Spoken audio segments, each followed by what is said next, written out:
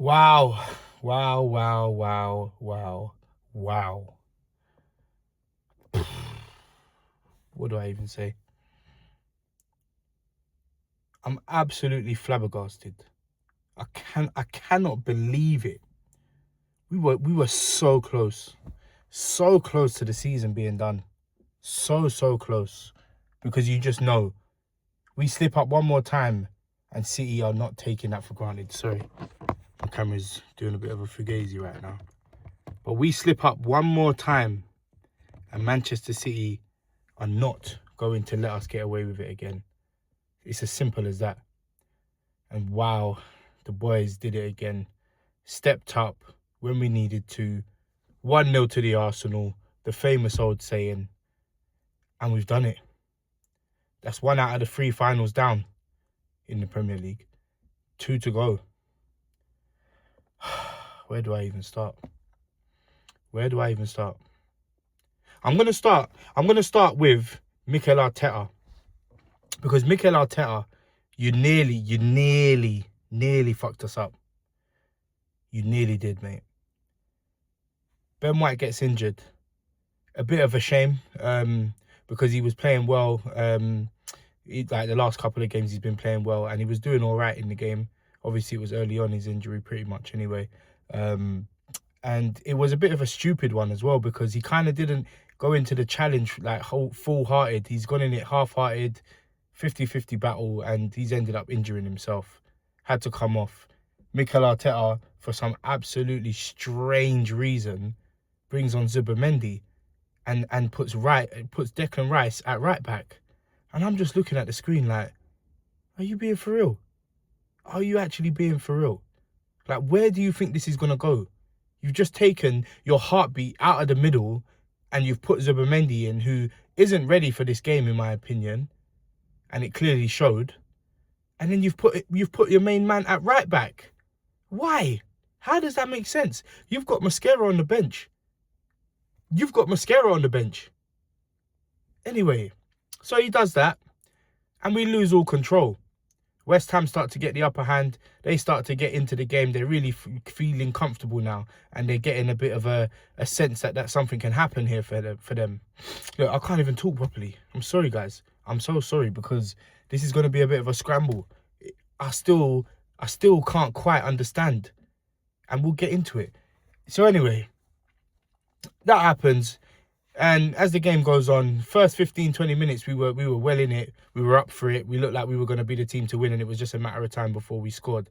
Calafiori had a good few shots. Unlucky with them. Probably should do a bit better as well. Anyway, half-time comes, and I'm just thinking, you need to get Zubimendi off this pitch. I'm so sorry. And no disrespect to Zubimendi, but he had to go. He had to go, because this game was passing him by. And that midfield, we completely lost the battle. And they were overrunning us. Obviously, Mikel Arteta was never going to do that. I was hoping he was, though. But he was never going to do that. So second half starts. We come out. I see Mascara. And I'm like, oh, he's brought in Mascara. Fair enough. But he took off Calafiori and put Lewis Skelly at left back. So now I'm like, oh, no. Calafiori was doing well. Skelly hasn't actually been that great at left back this season. Are we sure this is the right move? Lo and behold, turns out to be okay. Skelly's handling it well, Mascara's handling it well, and Deck is back in the 6. And we've got Deck, Zubimendi and Eze in midfield. So now I'm like a bit more calm. I'm like, listen, we can still do this. We can still win this game. Let's just keep it cool. But there's so much going on in that game, and I can't even remember everything. So forgive me. But in the end, Zubimendi comes off. I think it's roughly about, I can't even remember. Was it about 70 minutes around that time? Roughly, I'll have to check it after. But yeah, Zubimendi comes off. And I thought, you know what, Mikel? Great choice. He should have come off at half-time, to be honest. But I get it, it's harsh. Anyway, he brings him off. So the sub was subbed. Unfortunate, of course. But it was for the greater good. And he brings on... Who did he bring on again? Who did he bring on? Odegaard. He takes off Eze. He takes off Zubimendi. He brings on Odegaard. He brings on Havertz. and then eventually he takes off Saka and brings on Noni Madueke. Yeah, that was the right thing to do. The earlier sub, wrong. These subs, spot on, mate. Well done. He revived himself. He saved our season. And then the main man, David Raya. Wow, wow, wow, wow, wow. That save was spectacular. Fernandes was in. Should have done better. Don't know why he's tried to give him the eyes and then go front post. Like, this ain't a world-class goalkeeper. What do you take him for, mate? David Raya's leg pokes out his right foot, blocks the shot. Massive save. And that kept us at 0-0. And from there, you knew, right, now we've got to go. We've got to go now. Because we've got nothing to lose. We need to win this game. And who steps up? Leo Bombaclat Trossard. Bad boy. Stepped up when we needed him. He hasn't even had the best of seasons this season. He's had these little spells early on, faded out a bit, and now he's just stepped up. And that is exactly Leo Trossard. He's always been our 12th man, and he's always stepped up when we needed him to. This time, it matters even more. Big up Odegaard as well, because he came on and I felt like we had a lot of control with him. He was very patient in the way that he plays. He had about 5 or 6 touches before he actually laid it off to Leo, and then Leo slots it in. So big up Odegaard. Forgive me. Yeah, big up Odegaard. Noni Madueke, I was kind of pissed when I saw him come on because I was thinking maybe we need a Max. Maybe we need Max Dowman. But Noni actually did his thing. So I can't get over Trossard, man. I can't go over it. I can't go over it. Forgive me, because I'm a mess. I'm a fucking mess. We've got 2 finals left. Just 2 finals left in the Premier League. And we're champions. You can understand. My heart is racing. I nearly had a heart attack watching that game. Right at the end, Callum Wilson scores. And I'm like, oh no. Oh my God. We fucked it. We fucked it. It's 1-1. We've absolutely fucked it.